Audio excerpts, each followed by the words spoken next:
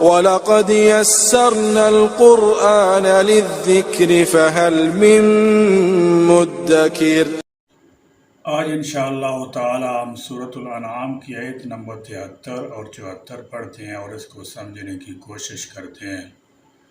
اعوذ باللہ من الشیطان الرجیم، بسم اللہ الرحمن الرحیم۔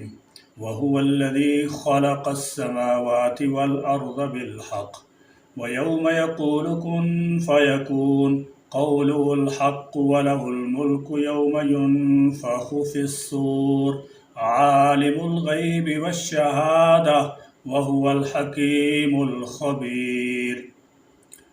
وَهُوَ اور وہی ہے، الذی جس نے خلق پیدا کیا، السماوات آسمانوں کو، والارض اور زمین کو، بالحق حق کے ساتھ، یعنی ان کو عبث اور بے فائدہ کھیل کود کے طور پر پیدا نہیں کیا، بلکہ ایک خاص مقصد کے لیے کائنات کی تخلیق فرمائی ہے، اور وہ یہ کہ اس اللہ کو یاد رکھا جائے اور اس کا شکر ادا کیا جائے جس نے یہ سب کچھ بنایا۔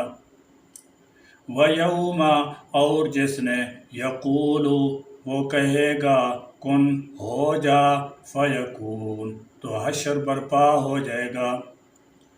وَيَوْمَ يَقُولُ كُن فَيَكُونُ یوم فعل محذوف، وَاذْكُرْ یا وَاتَّقُوا کی وجہ سے منصوب ہے، یعنی اس دن کو یاد کرو یا اس دن سے ڈرو کہ اس کے لفظ کن ہو جا سے وہ جو چاہے گا ہو جائے گا۔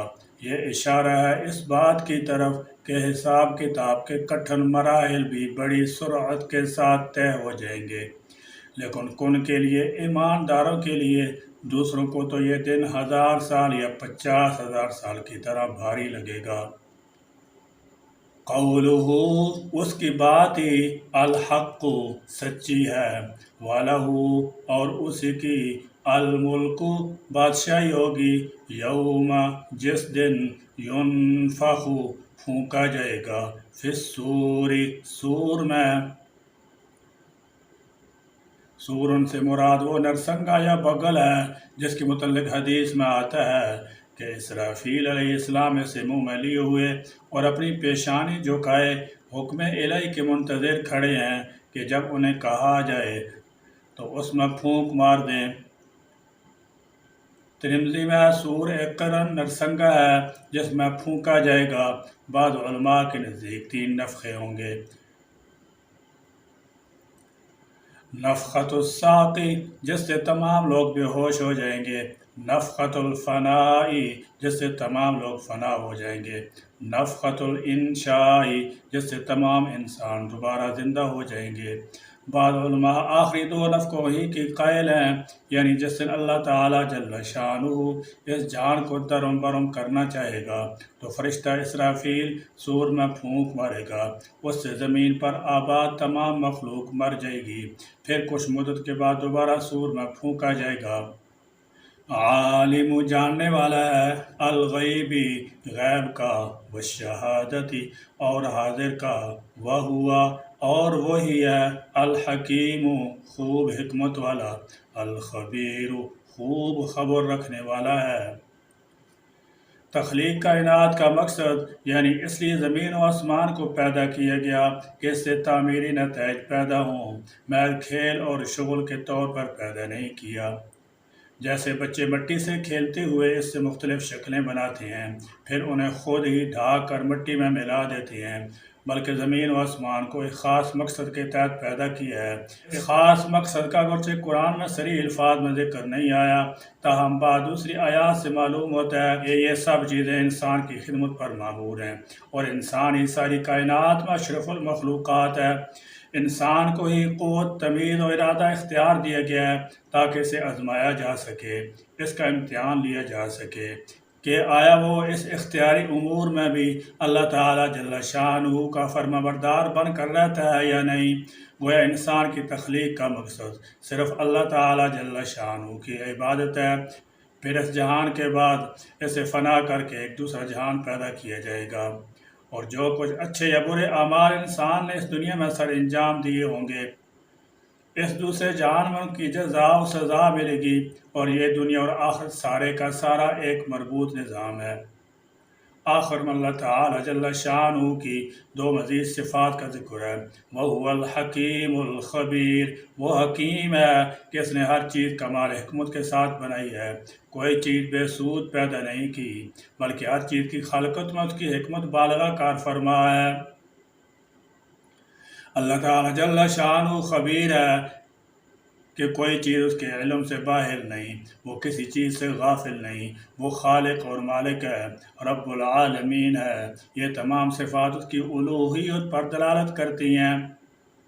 معبود وہی ہو سکتا ہے جو ان صفات کا حامل ہو، جو نافع اور ضار ہو، جو قادر مطلق ہو، جو متصرف اور مدبر ہو۔ لہذا اس کے علاوہ کسی دوسرے کو پکارنے یا اس کی عبادت کرنے کا کیا جواز رہ جاتا ہے؟ مگر اس کے باوجود مشرکین نے زمین و آسمان کی کئی چیزوں کو اپنا معبود بنا رکھا ہے۔ اس سورہ میں ہر قسم کے شرک کی تردید کی گئی ہے۔ وَإِذْ قَالَ إِبْرَاهِيمُ لِأَبِيهِ آزَرَ أَتَتَّخِذُ أَصْنَامًا آلِهَةً إِنِّي أَرَاكَ وَقَوْمَكَ فِي ضَلَالٍ مُبِينٍ۔ وَإِذْ، اور جب، قال کہا، ابراہیم نے، لِأَبِيهِ اپنے باپ، آزر سے، أَتَتَّخِذُ کیا تم ٹھہراتے ہو، أَصْنَامًا بتوں کو۔ لِأَبِيهِ آزر، مورخین حضرت ابراہیم علیہ السلام کے باپ کے دو نام ذکر کرتے ہیں، آزر اور تارخ۔ ممکن ہے دوسرا نام لقب ہو، بعض کہتے ہیں کہ آزر آپ کے چچا کا نام تھا، لیکن یہ صحیح نہیں ہے، اس لیے کہ قرآن نے آزر کو حضرت ابراہیم علیہ السلام کے باپ کے طور پر ذکر کیا ہے، لہذا یہی صحیح ہے۔ آلہتاً معبود، انی بے شک میں، اراکا میں تجھے دیکھتا ہوں، وقومکا اور تیری قوم کو، فی ضلال مبین کھلی گمراہی میں ہے۔ معبود حقیقی کی چند صفات۔ معبودان باطل اور ان کے پرستاروں کی تردید کے بعد اللہ تعالی جل شانہ نے اس آیت میں معبود حق کی یعنی اپنی ایسی 6 صفات بیان فرمائی ہیں جو صرف اللہ تعالی جل شانہ میں پائی جاتی ہیں۔ دوسری کسی باطل معبود میں ان کا پایا جانا ناممکن ہے۔ وہ یہ ہیں: نمبر 1، اللہ تعالی جل شانہ نے آسمانوں اور زمین یعنی اس کائنات کو تعمیری نتائج کا حامل بنا کر پیدا کیا ہے۔ نمبر 2، پھر وہ اس کائنات میں وسعت بھی پیدا کرتا رہتا ہے اور تغیر و تبدل بھی۔ جب اسے کچھ کرنا منظور ہوتا ہے تو وہ اس کے ہو جانے کا حکم دے دیتا ہے اور وہ چیز یہاں سے وجود میں آنا شروع ہو جاتا ہے۔ اس کی ہر بات، ہر حکم سچا اور ٹھوس حقیقت پر مبنی ہوتا ہے۔ نمبر 4، جس دن اسے اس کائنات کو ختم کر کے روز آخرت میں لانا منظور ہوگا، اس عالم آخرت میں بھی اس کی مکمل طور پر فرما روائی ہوگی۔ نمبر 5، اس کے لیے غیب اور شہادت سب کچھ یکساں ہے، اس کی نظروں کے سامنے، اس کے علم میں۔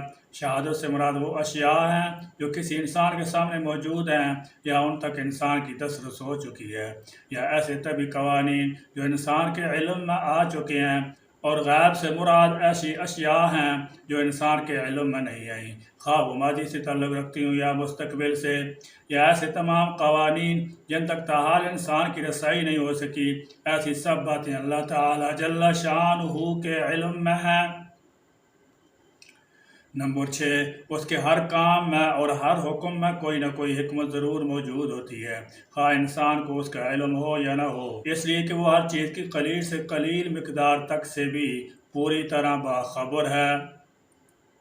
یا اللہ، ہم کو صحیح اور سچی توحید نصیب فرما دے تاکہ ہم صرف تجھ ہی کو اپنا معبود حقیقی مانیں۔ یا اللہ، اپنے احکام کی پوری فرمانبرداری ہم کو نصیب فرما۔ اعمال میں بھی اور عقائد میں بھی۔ یا اللہ ہمیں دین اسلام کو مضبوطی کے ساتھ پکڑنے، ہدایت کے راستے پر قائم رہنے اور نبی کریم صلی اللہ تعالی علیہ وسلم کی اتباع کی پوری توفیق عطا فرما، اور ہر طرح کی کجی اور گمراہی سے ہماری حفاظت فرما، آمین یا رب العالمین۔ وآخر دعوانا ان الحمد للہ رب العالمین۔